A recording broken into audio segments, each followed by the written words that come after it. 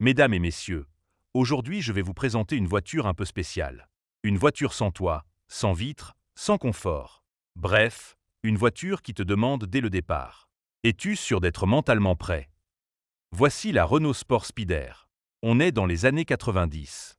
À cette époque, Renault fabrique des Clio, des Twingo, des voitures normales quoi.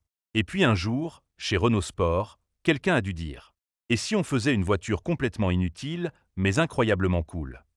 Tout le monde a dit oui, et personne n'a demandé le budget. Le Renault Spider, c'est une voiture qui ne fait aucun compromis. Déjà, elle n'a pas de toit.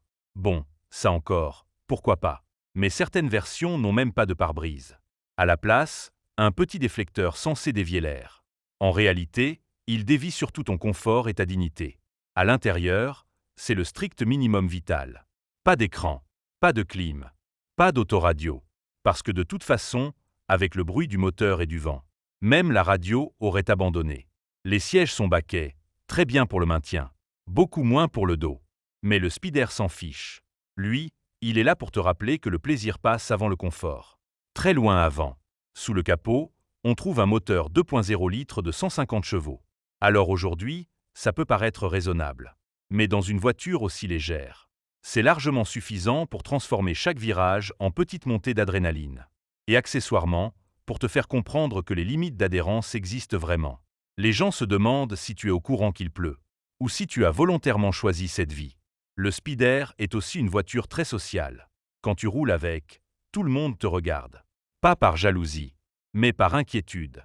Et puis il y a la praticité. Coffre minuscule. Visibilité discutable. Protection contre les intempéries inexistantes. Mais ce n'est pas grave, parce que le Renault Spider n'a jamais voulu être pratique. Il veut juste être fun. Le Spider, c'est une voiture honnête. Elle ne promet pas le confort. Elle ne promet pas le luxe. Elle promet juste une chose: des sensations pures, sans filtre, sans assistance, sans excuse. En résumé, le Renault Sport Spider, c'est une voiture de passionné, une voiture de week-end, une voiture qui prouve que Renault a parfois osé faire des choses complètement folles. Et franchement, on aimerait qu'il recommence. Merci de votre attention. Et surtout, casque, lunettes et courage recommandé.